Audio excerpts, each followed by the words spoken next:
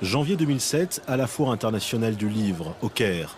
Sur les stands syriens, libanais, jordaniens ou palestiniens, se livre les protocoles des sages de Sion. Un prétendu plan secret des Juifs pour gouverner le monde. Démasqué comme un faux depuis des années, ce livre est interdit dans certains pays européens pour incitation à la haine raciale. Ici, pourtant, le texte continue à faire le bonheur des éditeurs. Avec les Juifs, c'est toujours pareil, ils déforment toujours la vérité. Et ce livre se vend beaucoup ? Pas seulement beaucoup, mais par millions, avec plusieurs éditions dans le monde entier.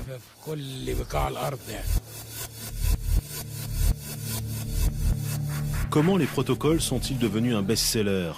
Comment ce texte, publié pour la première fois il y a un siècle en Russie tsariste, se retrouve-t-il aujourd'hui en tête de gondole à la Foire du livre du Caire ? Enquête sur un bréviaire de la haine.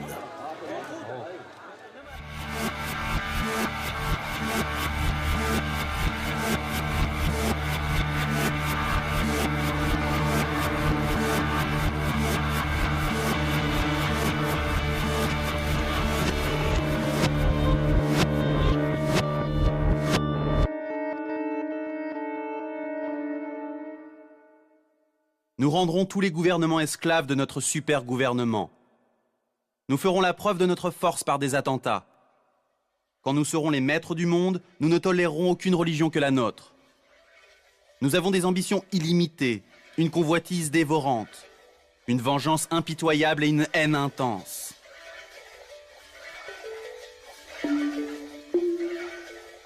Une littérature absurde, devenue avec le temps le livre culte des antisémites du monde entier.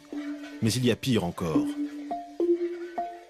Les protocoles se présentent comme le compte-rendu d'une réunion secrète au cours de laquelle les sages de Sion, un comité composé de juifs du monde entier, annoncent leur plan machiavélique pour prendre le pouvoir dans le monde.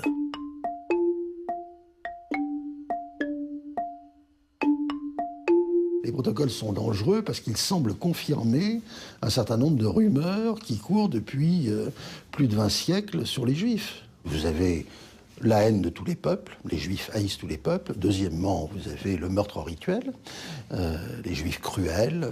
Troisièmement, vous avez les Juifs perfides, pratiquant l'usure, aptes au mensonge. Et quatrièmement, vous avez l'accusation de complot. Les Juifs aiment le secret, aiment l'ombre, aiment les coulisses. Ce sont les manipulateurs en coulisses de la marche négative du monde, en quelque sorte. Ce qui fait que c'est une sorte d'aide-mémoire, voilà. Bon, pour antisémite, pressé, qui ne veut pas se promener avec ses valises de référence, il y a à peu près tout.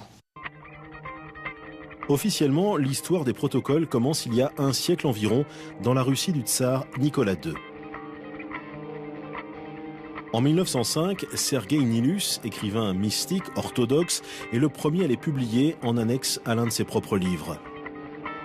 Pendant quelques années, le texte vivote dans les milieux mystico-religieux et nationalistes russes où les antisémites sont légion. Il serait même peut-être tombé dans l'oubli sans les bouleversements historiques que s'apprête à vivre la Russie. Octobre 1917, les bolcheviks prennent d'assaut le palais d'hiver à Saint-Pétersbourg.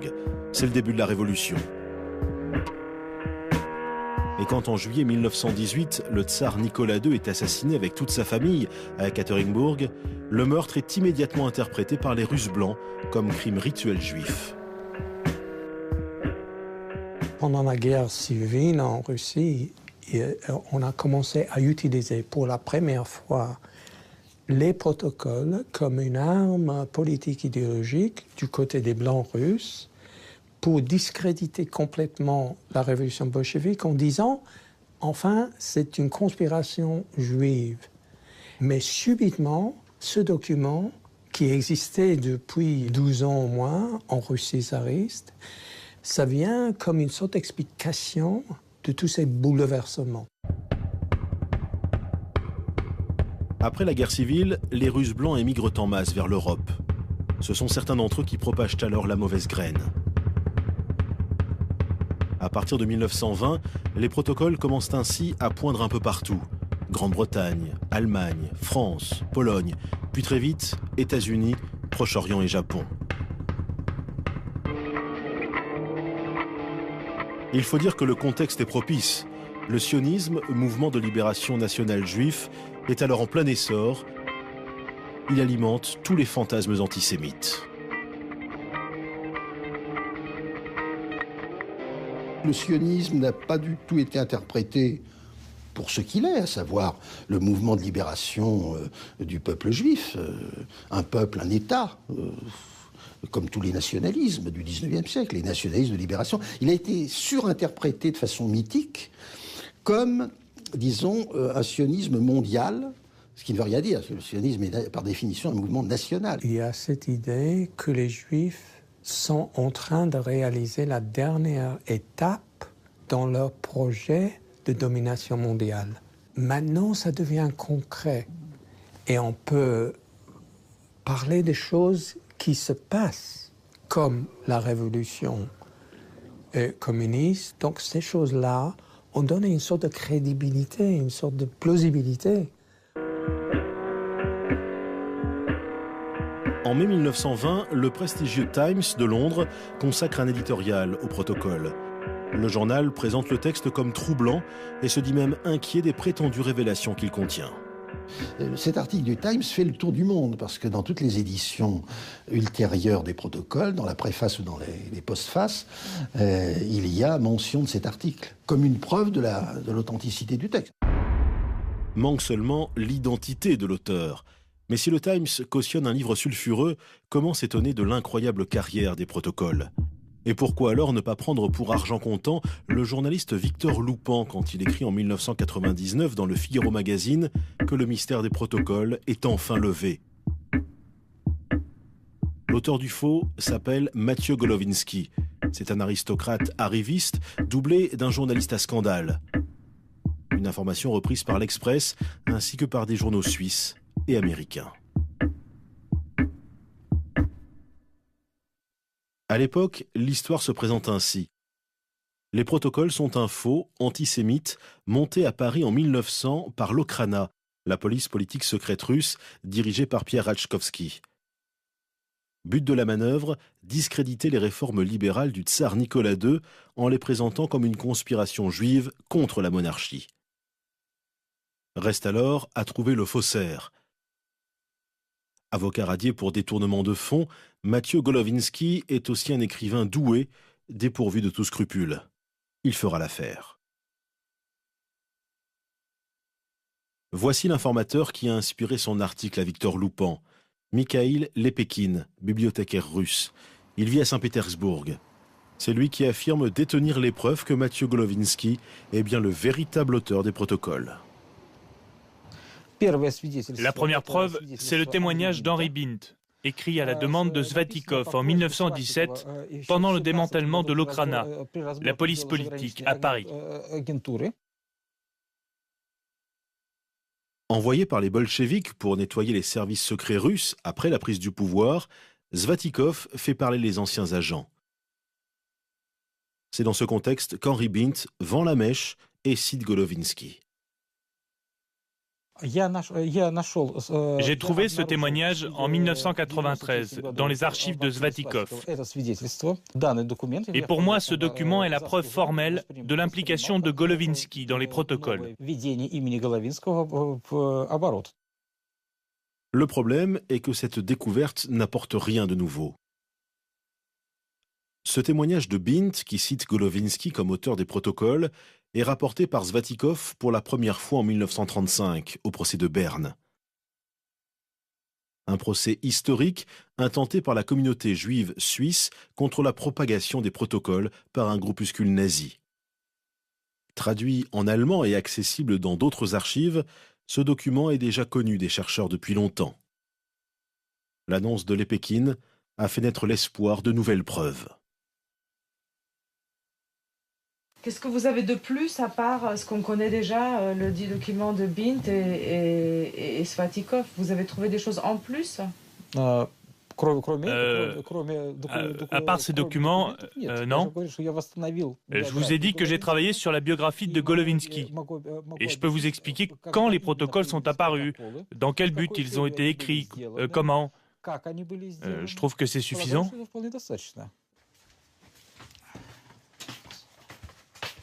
Suffisant sans doute, mais pas nouveau. En somme, la supercherie continue, mais autrement.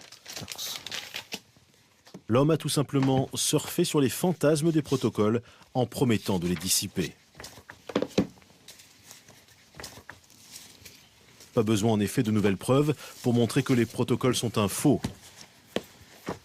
Pour qui suit ce dossier, c'est une affaire réglée depuis longtemps.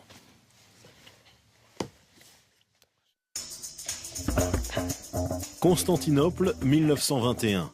C'est ici qu'après la guerre civile russe, les rescapés des armées blanches ont trouvé refuge. Parmi ces exilés, un homme, Michel Raslovlev. Au cours de ses lectures, Raslovlev tombe sur un livre, Le dialogue aux enfers entre Machiavel et Montesquieu, écrit par Maurice Joly vers 1850. Il le feuillette, et puis en le feuilletant, il constate qu'il y a des passages qui lui rappellent quelque chose. Il dit, mais j'ai déjà lu ça, quelque part. Et il relit, et puis tout d'un coup, il se dit, mais j'ai lu ça dans les protocoles des sages de Sion. Pour confirmer son intuition, Michel Raslovlev se procure un exemplaire des protocoles. Il compare les deux ouvrages, et là, plus aucun doute n'est possible. Des passages entiers des dialogues semblent avoir été recopiés dans les protocoles. À l'aide du seul pouvoir réglementaire, j'instituerai par exemple d'immenses monopoles financiers, réservoirs de la fortune. Bientôt nous instituerons d'énormes monopoles, réservoirs de richesses colossales, dont les fortunes même grandes des chrétiens dépendront tellement qu'elles y seront englouties. L'instinct mauvais chez l'homme est plus puissant que le bon. L'homme a plus d'entraînement vers le mal que vers le bien. La crainte et la force sont sur lui. Il faut remarquer que les hommes qui ont de mauvais instincts sont plus nombreux que ceux qui en ont de bons. C'est pourquoi on atteint les meilleurs résultats en gouvernant les hommes par la violence et la terreur. Vous devez savoir que le journalisme est une sorte de franc-maçonnerie. Ceux qui en vivent sont tous plus ou moins rattachés les uns aux autres par les liens de la discrétion professionnelle. Déjà maintenant, dans les formes du journalisme français, tout au moins, il existe une solidarité franc-maçonnique. Tous les organes de la presse sont liés entre eux par le secret professionnel. Et il est abasourdi, parce qu'il a la preuve qu'il s'agit d'un faux. Ironie de l'histoire, le dialogue entre Machiavel et Montesquieu ne contient aucune mention des Juifs. C'est un pamphlet contre Napoléon III. Le faussaire des protocoles a simplement changé les personnages. Machiavel est devenu les Juifs. Il suffisait donc de remplacer le jeu par nous. Michel Raslovlev confie sa découverte au Times. Les preuves sont sans appel. Le quotidien, qui peu de temps avant s'interrogeait publiquement, décide alors de faire amende honorable et publie une contre-enquête pour rétablir enfin la vérité. En s'appuyant sur les révélations de Michel Raslovlev, le Times compare les protocoles et les dialogues pour conclure qu'il s'agit d'un plagiat. À partir de 1921, c'est donc officiel, il n'y a plus aucun doute, les protocoles sont une imposture. L'affaire aurait donc dû en rester là. En réalité, elle ne fait que commencer.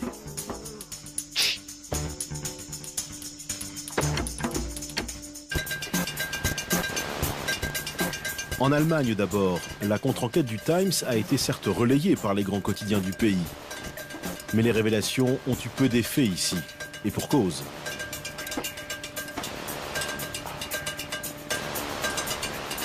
Alfred Rosenberg, futur idéologue du parti nazi, se charge du faux et de l'usage du faux. Entre ses mains, les protocoles des sages de Sion deviennent la preuve de la supériorité de la race aryenne. Mais c'est Adolf Hitler en personne qui va donner le ton et fixer pour longtemps le mode d'emploi des protocoles. En 1925, il écrit dans son autobiographie « Mein Kampf » : « Les protocoles, ce sont des faux, répète en gémissant la Gazette de Francfort, et elle cherche à en persuader l'univers. C'est la meilleure preuve qu'ils sont authentiques. Le meilleur moyen de juger ces révélations est de les confronter avec les faits historiques des 100 dernières années à la lumière de ce livre. » Hitler dit une chose qui sera répétée par la suite jusqu'à nos jours. Il dit en fin de compte, la genèse, les racines des protocoles et la question est-ce que c'est authentique ou pas authentique n'est pas l'essentiel. Ce qu'il faut voir, c'est la réalité quotidienne. C'est les changements politiques qui se passent de nos jours ou à n'importe quel moment historique qui prouvent la vérité des protocoles. Hitler et ses dirigeants ont cru qu'ils avaient découvert le secret, la clé de l'histoire. Les événements vont servir la cause du Führer. 1929, la bourse à New York s'effondre. La crise économique laisse des millions de gens sur la paille. Les protocoles sont là, prêts à livrer leur ration de haine. Dans le rôle du bouc émissaire, le juif capitaliste vient maintenant prendre la place du juif bolchevique. Les protocoles deviennent à la faveur de la crise une source d'inspiration inépuisable pour la machine de guerre nazie. Ich will heute wieder ein Prophet sein. Wenn es dem internationalen Finanzjudentum in und außerhalb Europas gelingen sollte, die Völker noch einmal in einen Weltkrieg zu stürzen, dann wird das Ergebnis nicht die Bolschewisierung der Erde und damit der Sieg des Judentums sein, sondern die Vernichtung der jüdischen Rasse in Europa.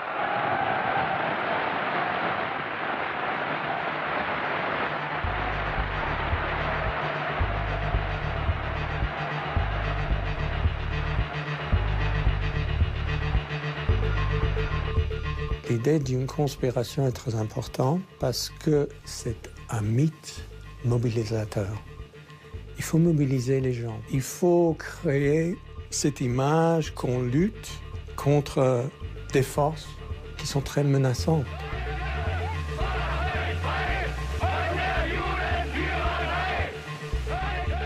Les protocoles reflètent assez bien cet état d'esprit qui les ont poussés vers ce combat apocalyptique et les enjeux sont énormes.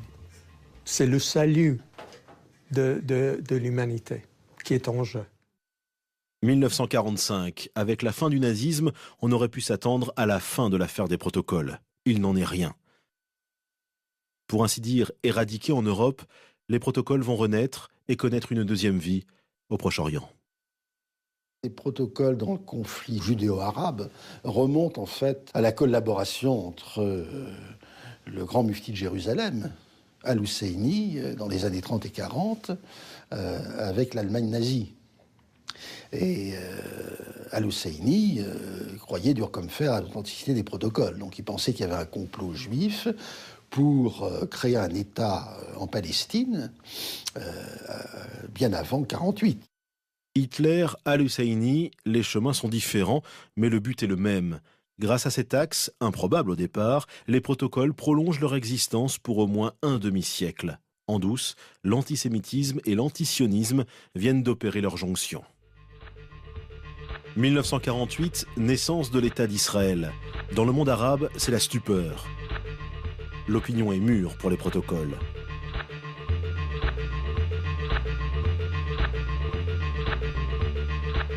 En 1951, dans l'Égypte de Gamal Abdel Nasser, la première édition arabo-musulmane des protocoles voit alors le jour. Porte-parole du nationalisme arabe, Nasser devient un fervent adepte du faux.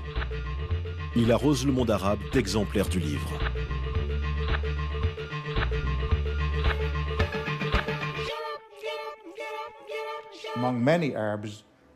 Dans le monde arabe, les Juifs étaient traditionnellement considérés comme un peuple de faibles et de lâches.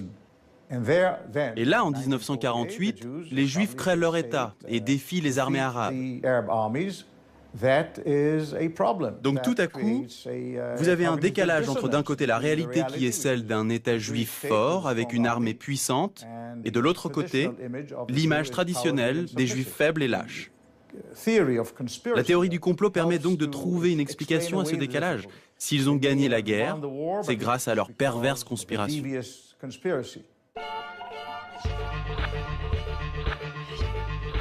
Les choses s'accélèrent en 1967 lors de la guerre des 6 jours.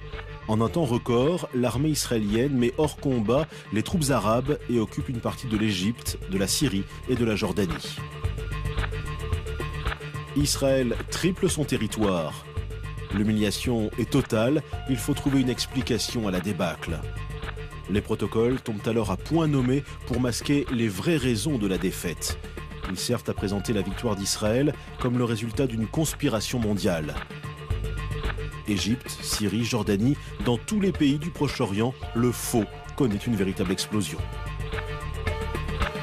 Les protocoles sont parfaits dans une situation comme ça pour les dirigeants d'un côté, parce que ça leur permet justement de montrer d'où le mal vraiment vient.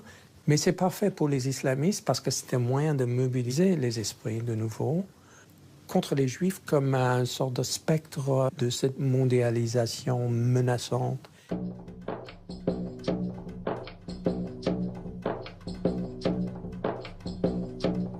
À chaque moment de crise qui oppose le monde musulman à l'Occident, les protocoles reviennent en force.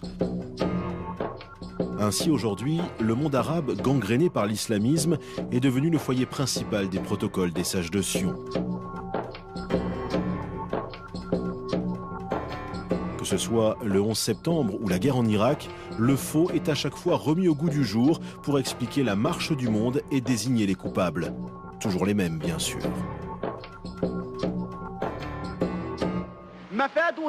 Ces Juifs qui sont venus de partout pour envahir les pays arabes, et en particulier la Palestine, font partie d'un plan. Les voilà, ces protocoles des sages de Sion, qu'ils ont interdits partout et qu'ils nient avoir écrits. Eh bien, ces protocoles, si on les lit, on sait que tout ce qui se passe actuellement dans le monde était prévu depuis plus de 100 ans déjà.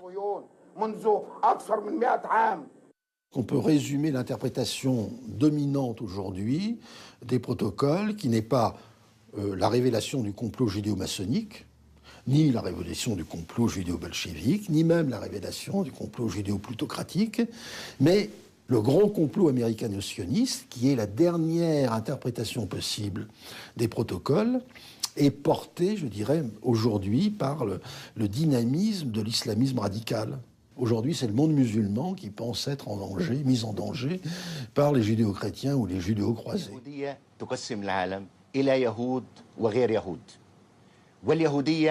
Le judaïsme divise le monde en juifs et non-juifs. Le judaïsme est hostile envers le christianisme et l'islam.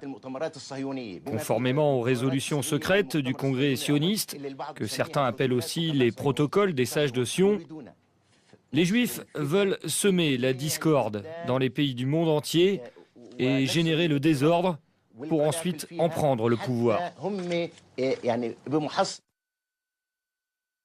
Faut-il rappeler que tout ce discours paranoïaque est construit sur un faux? Comment alors s'étonner du délire qui suit? La notion de protocole des sages de Sion est complètement associée à l'idée d'une conspiration dangereuse. À tel point que pour diffamer les chiites, un groupe de sunnites a publié sur le net des faux documents intitulés « Les protocoles des sages de Qom ». En fait, un présumé plan de conspiration chiite contre les sunnites.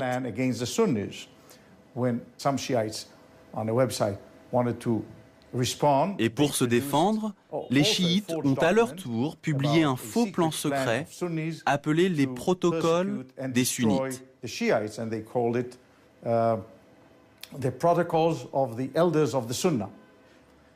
Donc on peut voir que le terme de protocole est déjà devenu synonyme de conspiration maléfique. Nous allons établir un gouvernement suprême et régner sur le monde avec une organisation impitoyable. Quand nous aurons pris le contrôle, nous allons gouverner le monde entier. Qu'est-ce que c'est? Qu'est-ce qui se passe, Cheikh Ahmed? Les gens qui ont écrit ces choses-là sont fous. En 2002, des scénaristes égyptiens vont plus loin. Ils adaptent les protocoles en séries télévisées.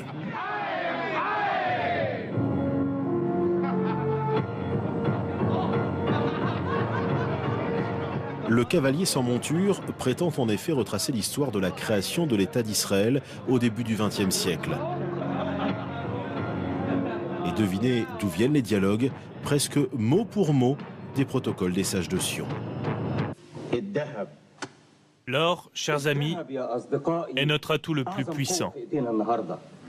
Grâce à l'or, nous avons un pouvoir de vie ou de mort.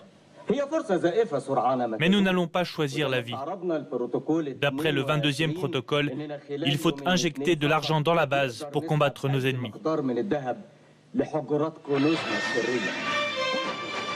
Le Cavalier sans monture est la première production de la petite chaîne privée Dream TV, dirigée par Ahmed Bagat, un homme d'affaires égyptien. La série est diffusée dans 17 pays arabes. Elle soulève une vague de protestation des communautés juives dans le monde entier. En réalité, je ne savais même pas qu'il était question des protocoles dans la série, jusqu'à ce que les Américains commencent à protester.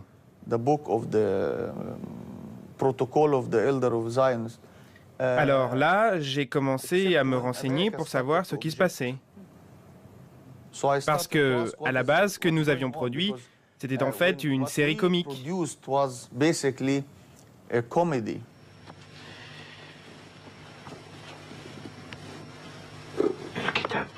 Ce livre est écrit en russe. Je voudrais vous demander de le traduire pour moi avant que vous partiez.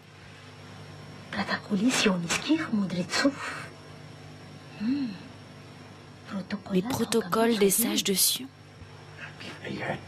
Cachez-le sous vos draps, sous votre matelas, dans vos vêtements.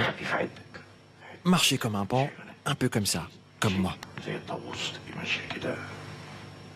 Soyez sans crainte, Farhat. Bonne chance. Peut-être bien qu'il s'agit d'infos, mais moi je ne suis pas historien et ce n'est pas mon boulot d'examiner des textes et de dire s'ils sont authentiques ou non. Sauf qu'en l'espèce, les textes entretiennent la haine. Et avec cette série, la haine est entrée massivement dans les foyers du monde arabe. Diffusé pendant le Ramadan, après le jeûne quotidien, Le Cavalier sans monture s'est assuré une audience maximale, estimée à plusieurs dizaines de millions de spectateurs. Une aubaine pour la propagande antisémite dans une région où la télévision est le principal vecteur d'information.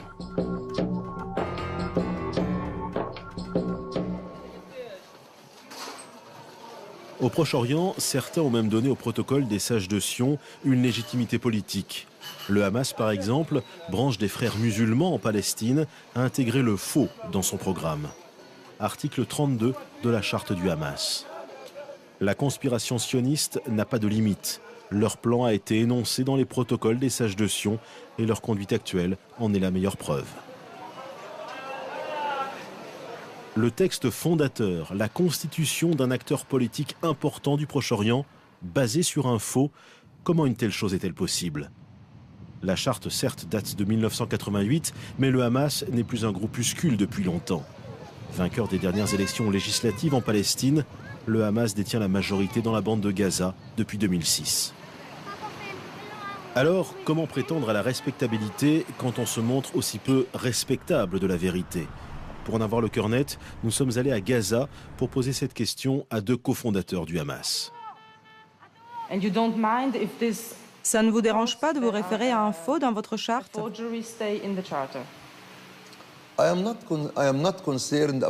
Je m'en fiche de savoir si les protocoles sont dans la charte ou pas.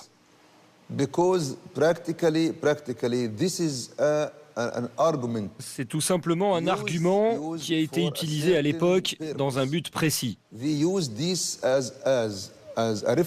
On l'a utilisé pour expliquer la conspiration mondiale contre le peuple palestinien, élaborée dans ce qu'on appelle les protocoles des sages de Sion.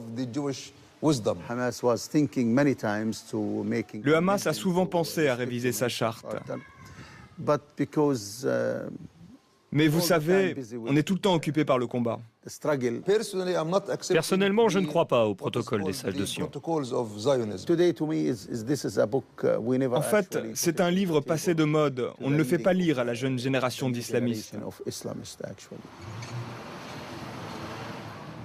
L'argument est facile, mais pas recevable pour autant. Néanmoins, nous avons voulu vérifier l'information et pour ce faire interroger la nouvelle génération du mouvement. Comme tous les membres du Hamas, Fawzi Baroum, le porte-parole, a établi son bureau dans un immeuble civil pour se protéger des raids israéliens. C'est là que nous l'avons rencontré.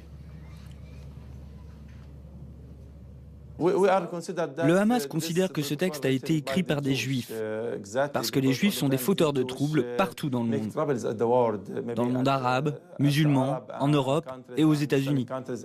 C'est tout le temps la même chose. Là où il y a un Juif, il y a un problème. Et si je pouvais vous prouver que les protocoles n'ont pas été écrits par les Juifs, mais qu'il s'agit d'un faux? Non, on lit partout que ces protocoles ont bien été écrits par les Juifs eux-mêmes. Le but était de trouver une solution pour créer leur État, comme ils le disent d'ailleurs dans les protocoles.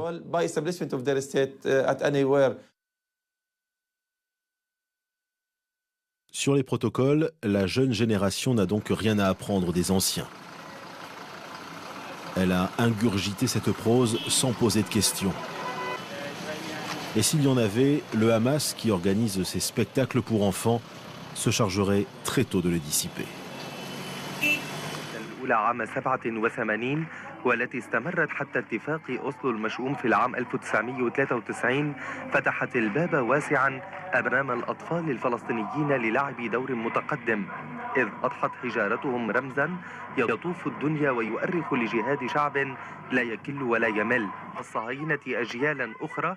Ceci n'est pas une mise en scène des protocoles, mais entre les propos contenus dans le livre et cette imagerie véhiculée par les enfants dans un camp de réfugiés contrôlé par le Hamas, où est vraiment la différence?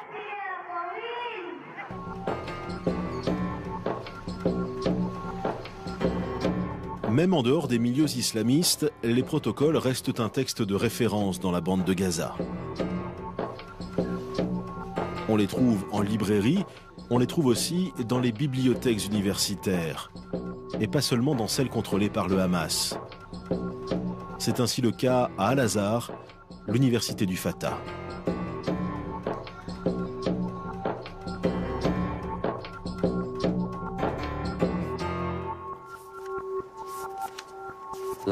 C'est un livre beaucoup lu par les étudiants en sciences politiques et en troisième cycle. On en a plusieurs exemplaires et on essaie d'avoir une nouvelle édition. Les autorités palestiniennes n'ont donc pas attendu le Hamas pour instrumentaliser le faux.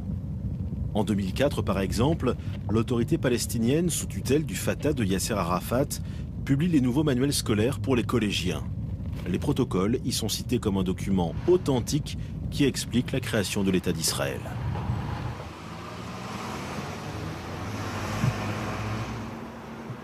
Depuis que le Hamas est au pouvoir à Gaza, les relations avec le Fatah se sont détériorées. Aujourd'hui, le Fatah semble plus disposé qu'hier à faire la paix avec Israël. Nous avons donc essayé de savoir si sur le sujet des protocoles aussi, le nouveau Fatah avait changé.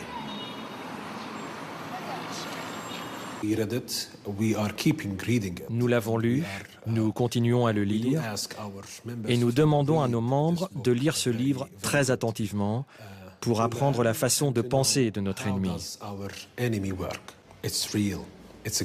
C'est un livre authentique. Vous pouvez le toucher, le sentir, le comprendre. Vous pouvez voir les résultats de ce livre. Il existe et il y a même des gens qui ont été élevés selon des principes qui sont décrits de manière très précise dans ce livre.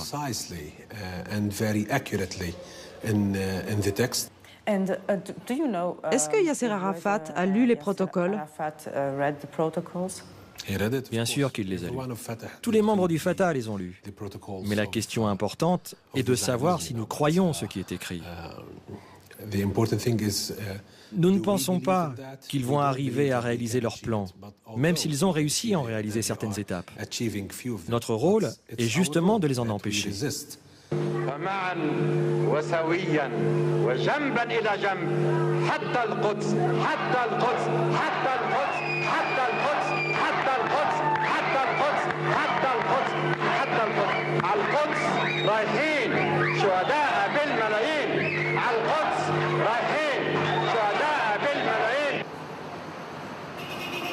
En voyant ces images, comment ne pas être inquiet?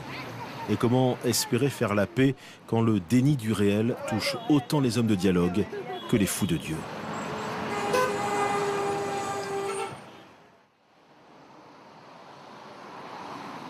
Retour en Europe.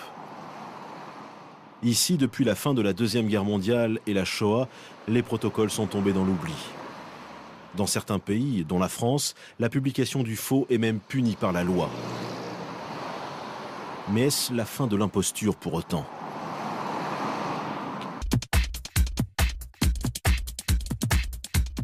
Les négationnistes ont investi la toile. Et les protocoles, bien évidemment, font encore partie de leur répertoire.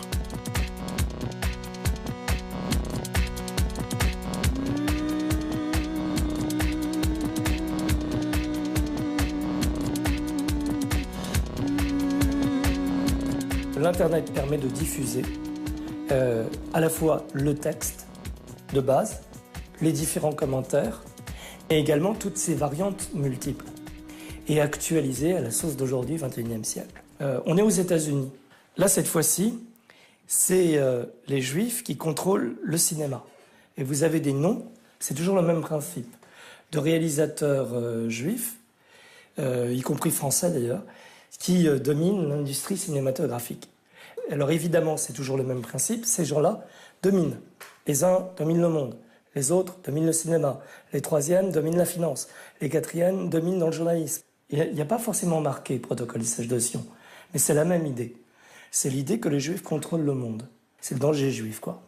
Et ça, vous prenez les protocoles d'usage de Sion du 19e siècle, vous tournez en moulinette, et pouf, vous sortez ceci, version 21e siècle. Version 21e siècle aussi en Russie, la mère patrie du faux.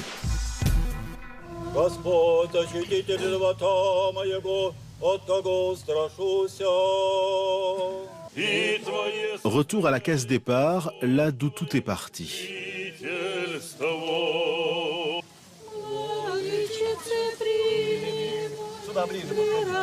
Khroustietsk, près de Moscou. Ce village de 2000 habitants attire régulièrement des pèlerins de toute la région. Ici, on trouve la tombe de Sergueï Nilus, le premier éditeur des protocoles.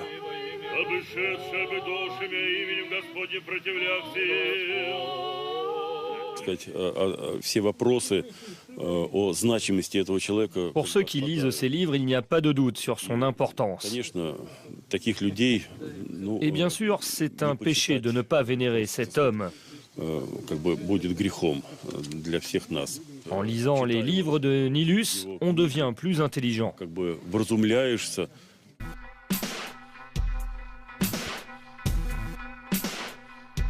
15 ans après la chute de l'Empire soviétique, la Russie a redécouvert la foi. Et les livres de Sergueï Nilus ont repris leur place dans toutes les librairies religieuses du pays. Nilus est aujourd'hui un best-seller et avec lui, les protocoles des sages de Sion. 4. Il y a 4. Rien que ça. А вы читали сами эту книжку? Вам понравилось? Да, заставляет задуматься сильно даже. И вы думаете, вот он прав в этом, когда Нилус пишет эти... Ну, отрицать полностью нельзя, но полностью правду тоже найти невозможно. Но близко к истине, так скажем. Заставляет задуматься. Да. Спасибо. А вы давно вы их продаете? Ну, вообще-то мы их давно, они в разных изданиях у нас, они вообще-то давно. Лет 5? Больше даже. Хорошо. Comme il y a 100 ans, le faux est publié en annexe des livres de Nilus, ou en version abrégée dans les journaux de l'Église vendus à la sauvette. А у вас есть протоколы? У вас часто покупают «Русский вестник»? Ну, сравнительно, да. А кто покупает, вы не знаете? Ну, в основном православные, и мужчины, и женщины. Вот, у меня ушло сейчас 150 штук. Вот за среду, с четверга. Вот это последний номер. Optina Pustine, le monastère le plus important de l'église orthodoxe russe. Depuis la chute du communisme, ce monastère a retrouvé sa gloire d'antan. Aujourd'hui, il accueille les croyants de tout le pays. Nilus a passé la fin de sa vie à Optina. Autant dire qu'ici, à la bibliothèque du monastère, ses œuvres sont bienvenues.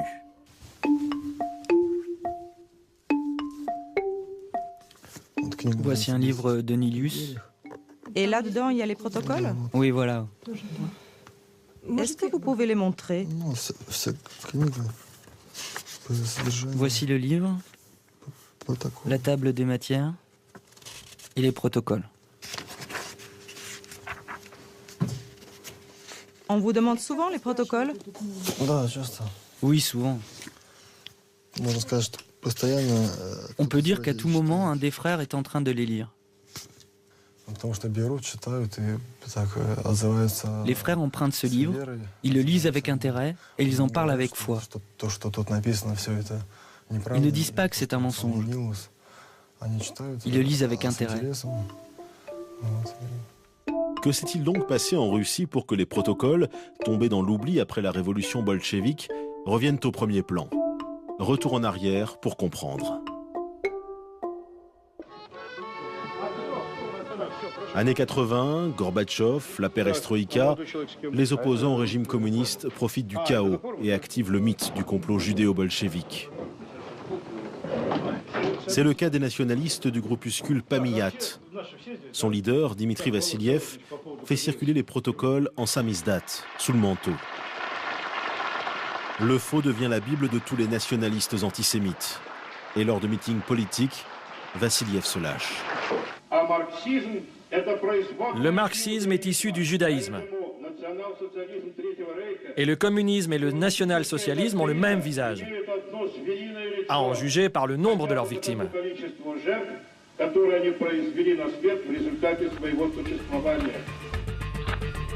Les nationalistes de Pamiyat seront les premiers à publier les protocoles en Russie démocratique. Et l'Église orthodoxe, sortie de l'ombre depuis la chute du mur, les publie à son tour. Aujourd'hui, les orthodoxes s'en donnent à cœur joie. Ils diffusent les théories du complot antisémite. Les plus acharnés d'entre eux fabriquent des programmes éducatifs sur la prétendue domination juive en Russie. Des émissions qui sont même diffusées par certaines télévisions locales. C'est le cas de ce programme intitulé « Le fascisme juif et le satanisme dans le Talmud ». L'ampleur de l'extermination des Russes par le pouvoir juif est effrayante. Selon des experts, 500 milliards de dollars ont été soutirés aux Russes depuis la soi-disant révolution démocratique. Tout est bon pour faire peur. Le Talmud, le diable, les oligarques russes. Même Boris Yeltsin est mis à la sauce conspirationniste, conformément à l'idéologie des protocoles. Aux yeux de certains orthodoxes, tout y passe, le pouvoir soutiendrait même les juifs contre le peuple russe. Sous la direction du pouvoir juif, nous les Russes, nous nous faisons décimer sur nos propres terres. Pour alimenter cette paranoïa, les protocoles, comme d'habitude, sont un instrument idéal. À travers le faux, les Juifs servent de bouc émissaire à une partie des citoyens de la Russie post-soviétique, mécontents de la baisse du niveau de vie que leur ont apporté les changements démocratiques. Бандитская мафия, или как можно угодно сказать, понимаете? Можно и евреи, можно сказать ихние левиты, ихние, можно масоны сказать, но это мафия... То, что сейчас творится, это у них давно уже все расписано. Не так просто, как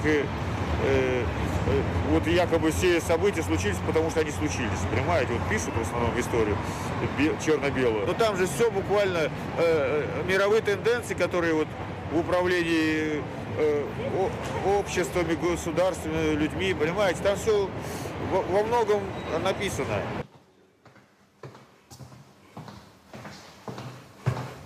Face à la résurgence des protocoles, Mikhail Ostrar, le président de la communauté juive de la région d'Ekaterinbourg, a porté plainte contre le diocèse. Le livre même de Nilus, qui s'intitule « Il est là, derrière la porte, le diable », exprime au mieux l'idéologie des antisémites russes. Les Juifs y sont présentés comme des adorateurs du diable, ennemis des chrétiens. Et en annexe des œuvres de Nilus sont publiés des fragments des protocoles des sages de Sion, comme une confirmation de cette idéologie. Si l'Église avait publié les protocoles à part, il y aurait eu des protestations. C'est justement là le danger. Et malheureusement, ça vient de l'Église orthodoxe.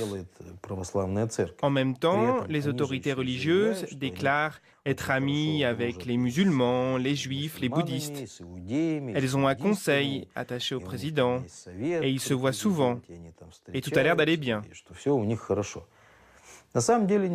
En vérité, c'est faux. Il est évident que l'Église orthodoxe essaye de regagner sa puissance d'avant le communisme pour influencer le peuple et le pouvoir politique.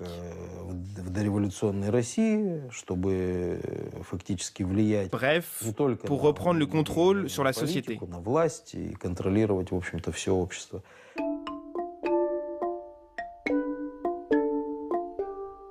Reprendre le contrôle, certes, mais tous les moyens sont-ils justifiés? Direction Moscou, où se trouve le siège de l'Église orthodoxe. Je suis contre la propagation de ce texte massivement, d'autant plus dans les églises. Mais les historiens, ainsi que les gens qui réfléchissent aux réalités politiques, doivent le connaître. C'est aux politiques et aux intellectuels de réfléchir à la question de savoir pourquoi une grande partie de ce texte a pu devenir réalité. Pourquoi une certaine élite, je ne veux pas dire les juifs, je veux dire une élite appartenant à différents peuples, cache souvent ses décisions néfastes à ses propres peuples. C'est une question qui mérite d'être discutée. Cette déclaration prouve que même les hautes instances de l'Église orthodoxe s'inscrivent dans la théorie du complot. D'ailleurs, la plainte de Mikhail Ostrar n'a pas fait le poids contre l'influence de l'Église. La Cour a jugé les protocoles inoffensifs et le faux a retrouvé sa place dans la librairie du diocèse d'Ekaterinbourg. Quant aux moines, pourquoi se gêner quand la justice dit qu'on peut prendre un faux pour du vrai? Ни другая нация, ни армяне, ни финны, Почему иудейская раса такая? Потому что они распяли Христа. Вы об этом знаете? Да, я об этом знаю. И они враги Христа. Так и остаются. Не вся нация и не все евреи. Почему? А какой заговор сделали? Но есть те, которые вот действительно трудятся от рождения и до смерти. Только над тем, чтобы как можно больше навредить христианству. И получается, вы верите, то есть мировой заговор, он существует? Да ничего я не считаю, Господи помилуй. Вот вы не зацикливайтесь вы так на этих протоколах. Они уже давным-давно осуществились, поэтому можно их уже не читать. Уже поздно. Что-то предпринимать, просто принять к сведению. До свидания.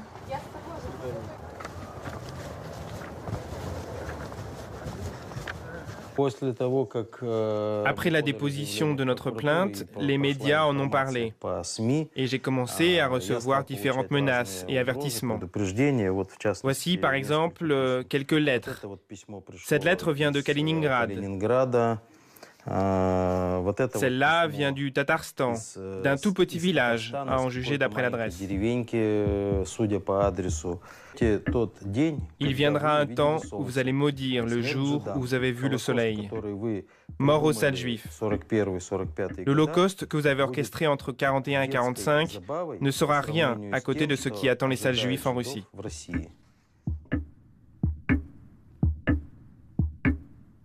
La boucle est bouclée, désespérément. Et pour mieux s'en persuader, retour chez Mikhail Lepekhin. Souvenez-vous, l'historien qui clamait avoir levé le mystère du faux en dévoilant l'identité de l'auteur des protocoles. Et pourquoi vous n'avez pas publié ce document en 1993 alors que c'était une découverte tellement extraordinaire ? Comment vous le dire de manière délicate? Pour la même raison que vous ne marchez pas dans la merde d'un chien. C'est quoi cette merde dans laquelle vous vouliez pas marcher? En premier lieu, j'ai eu beaucoup de choses à faire. Et deuxièmement, écrire sur les relations russo-juives, contester l'authenticité des protocoles des sages de Sion, se mêler de cette polémique, comment vous dire, c'était tout simplement faire quelque chose d'indécent.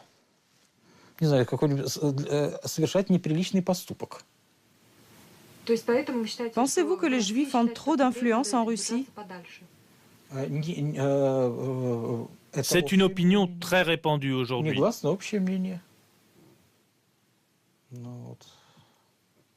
Je ne dis rien de nouveau sur le sujet. Alors, écrire sur les protocoles, participer à cette polémique, m'aurait placé dans une position, disons, ambiguë. Mais au fond, vous pensez quoi des protocoles? Génial. Le texte génial de Mathieu Golovinsky. Pourquoi génial? Un prophète, un début prophétique, et en plus, c'était un marrant.